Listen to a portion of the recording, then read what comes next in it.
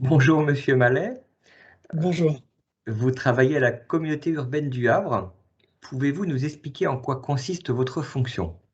Je suis donc chef du service risque majeur à la communauté urbaine Le Havre-Seine Métropole et on assiste les 54 communes de la communauté urbaine en matière de gestion des risques naturels et technologiques. Alors précisément, qu'est-ce que cela signifie en matière d'anticipation, de gestion ou de suivi d'une crise? Quelle est la mission d'une collectivité locale selon vous?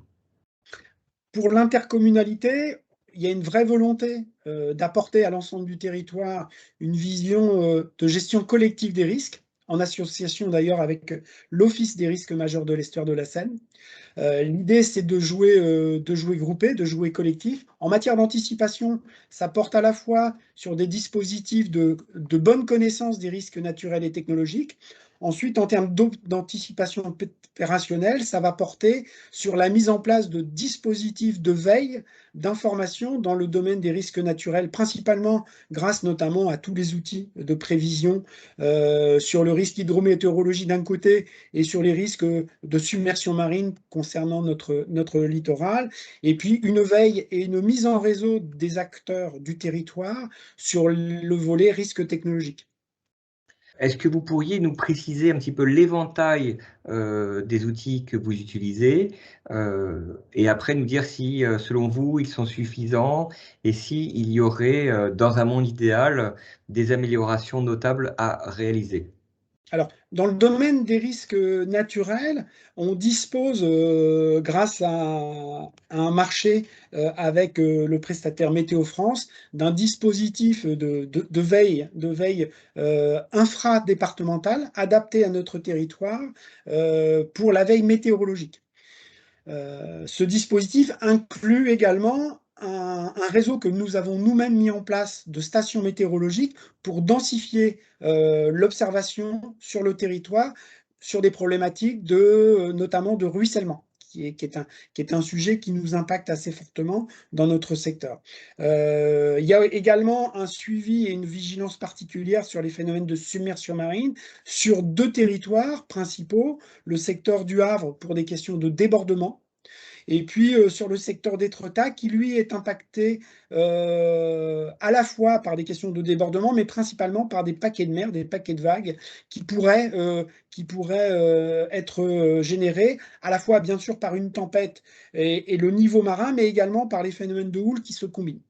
Et donc, Météo France nous apporte à la fois un outil numérique, mais également, on a 24 heures sur 24 un prévisionniste à notre disposition avec qui on a défini un certain nombre de seuils d'alerte pour vraiment être dans la meilleure anticipation possible de ces phénomènes sur le volet des risques naturels.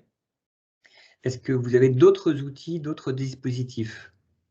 Dans le domaine des risques technologiques, on a sur l'estuaire de la Seine un collectif au sens où les industriels générateurs de risques ont mis en place un dispositif qu'on appelle Allo Industrie, qui permet de produire de l'information sur différents types d'événements. Donc nous, on est en veille permanente sur ce service qui est proposé, qui est d'ailleurs proposé également à la population. Par ailleurs, nous, on a un dispositif de veille 24 heures sur 24 et d'astreinte avec les autorités pour suivre les différents événements qui pourraient arriver. Ça peut être le déclenchement, par exemple, d'un POI. Ça peut être une problématique de passage de tempête. Par exemple, ce qui s'est passé la dernière fois sur la tempête Aurore, où là, on a eu un impact sur la distribution électrique avec des impacts forts sur notre territoire. On a également un ensemble de cartographies sur des périmètres d'effet. Mais on est là sur des dispositifs qui ressemblent, enfin, qui sont des dispositifs plutôt statiques. Et donc, ce qui sera intéressant demain, ce sera de pouvoir disposer de plateformes qui nous permettent de générer des familles de scénarios, qui nous permettent d'anticiper des familles, finalement, d'événements, soit naturels, soit technologiques, et éventuellement également un couplage entre des phénomènes naturels et des phénomènes technologiques. Qui vous paraît important, c'est d'avancer dans la compréhension des situations, dans l'anticipation des situations, mais avec la dynamique des situations pour savoir que décider en cas d'alerte. Exactement. La question de la cinétique et de la chronologie des événements est extrêmement importante pour prendre les meilleures décisions et, on va dire, incrémenter des familles d'actions avec l'ensemble des acteurs. Ce qui suppose également,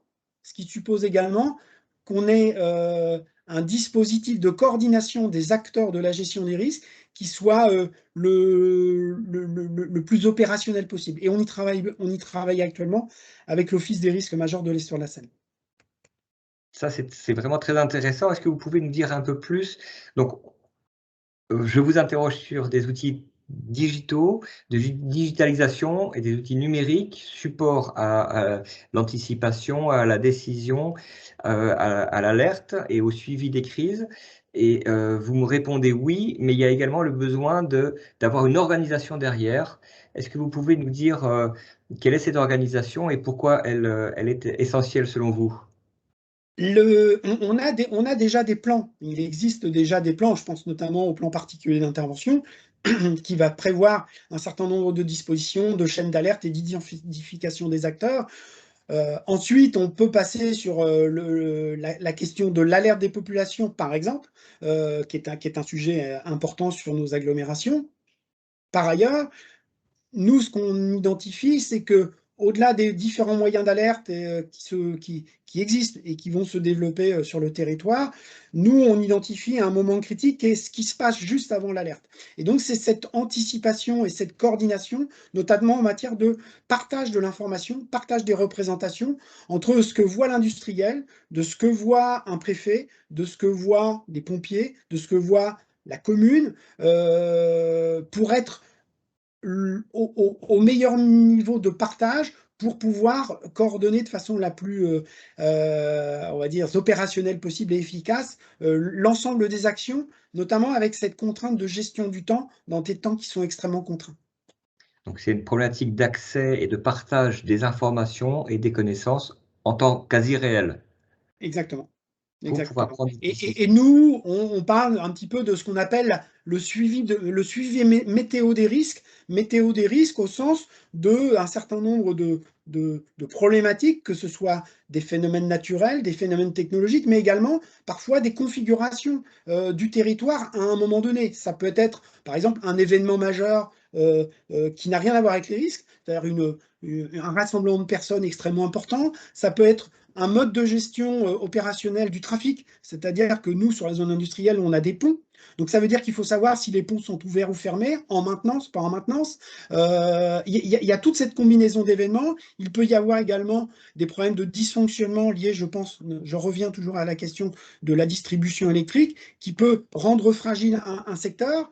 Et c'est l'ensemble de la vision de ces éléments-là qui nous permettent de mieux comprendre la situation et d'éviter ou plutôt d'anticiper des situations qui pourraient nous amener à une crise. Est-ce que ce n'est pas le rôle de la préfecture, par exemple, d'assurer cette coordination en temps réel et de vous proposer des outils comme Synapse, par exemple, pour vous permettre de réaliser ce travail? Alors aujourd'hui, c'est des outils qui sont utilisés directement par les services préfectoraux. Les acteurs locaux ont besoin de se connecter à ces dispositifs-là, mais eux-mêmes vont être détenteurs d'informations. Alors la question, c'est pas la question de la marque de l'outil en tant que tel, mais c'est plutôt la gouvernance et l'habitude de travailler ensemble et de partager des niveaux d'information, y compris ce qui se passe par exemple chez les industriels, puisque eux vont avoir une vision directe de ce qui se passe chez eux. Et vont être en mesure, si c'est partagé, de mettre à disposition des autres acteurs le plus rapidement possible les meilleures informations. Et par ailleurs, le préfet gère les situations d'urgence, mais la question de la gestion des délais se pose toujours quand on regarde les retours d'expérience sur les différents événements majeurs, qui fait que les premiers temps de gestion de crise sont extrêmement importants, et le maire, notamment le maire, a un rôle extrêmement important, notamment dans les premiers moments. À un moment donné, effectivement, le préfet risque, entre guillemets, de prendre la main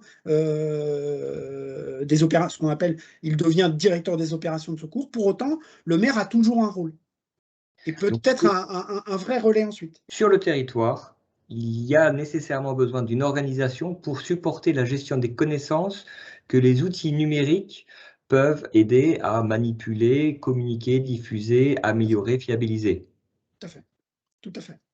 D'accord, donc il n'y a pas d'outil numérique qui soit pertinent pour votre besoin sans une entité transverse aux différents acteurs qui vont être impactés, mobilisés pour la gestion de crise.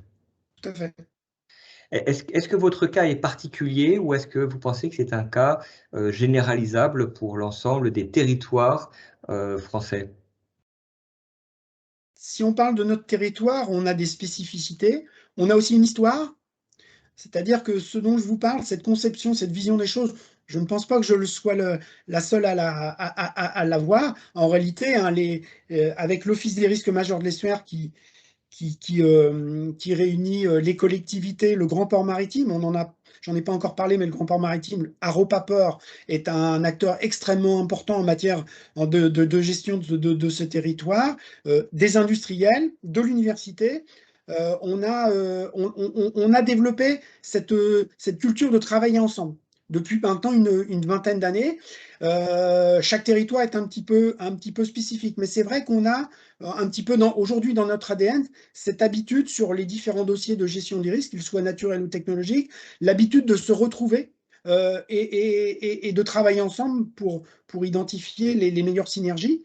Et j'en veux pour preuve, dans le domaine des risques technologiques, cette démarche de gestion collective a amené à créer une deuxième association, une nouvelle association qui s'appelle Synerzip, pour gérer la gouvernance autour des plans de prévention des risques technologiques.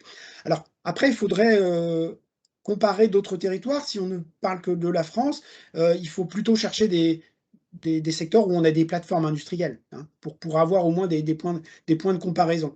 Mais je manque honnêtement de recul pour bien connaître ce qui se passe sur d'autres secteurs. Vous nous avez parlé de l'importance des données, de l'importance de la communication en temps réel.